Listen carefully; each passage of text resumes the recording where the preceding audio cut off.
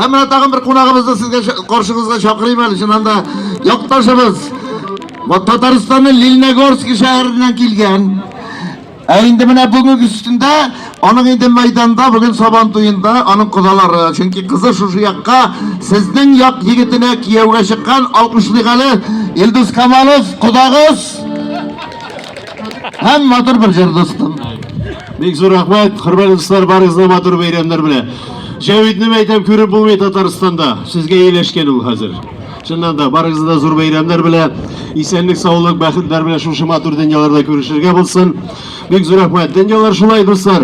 Biz endi bu yoqlarni o'ylamaganda edik, mana tegi Rebyoshkin deymiz, mana nishik baliq vistasi.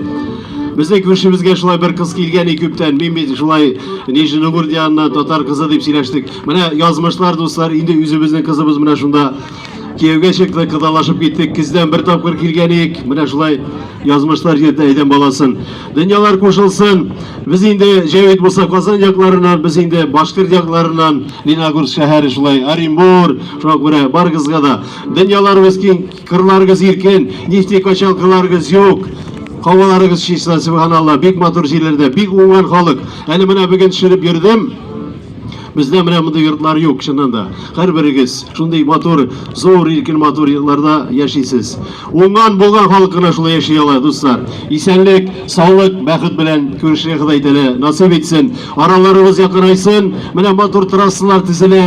Aralar yaqinaysin, bir-birimizga qo'noqlarga yerishib, umr etirga Xudoy taolo barimizga da nasib etsin. Bayramlar bilan sizni. Aydani do'stim. Boshqa qo'ydim. Bir motor sağını uçuruşuna bindirelim.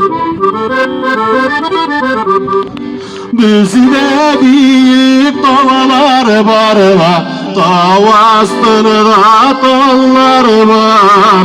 Dağda yaprak bizde sağını, sizden ileri haller var.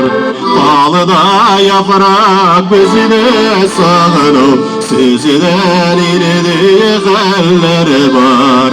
Sağlıklı şişme sularına ağıp düşe ulakma. Sağınularım eyterilim, şiirde ismi olayakma.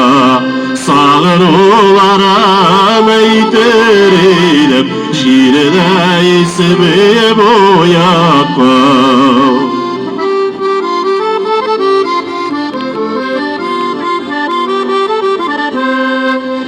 Şeşkeler üzerine valıdığa düzerim.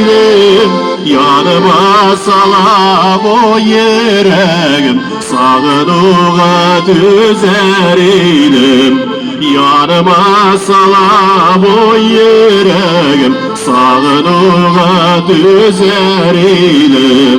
Sağlıklı şişme bu yıllarına Batılar eşirse gidi. Siz dostlarım bileni birge ömür geçirse gidi.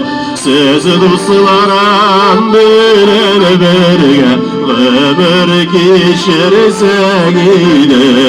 Siz kıdalar bileni birge ömür geçirse gidi.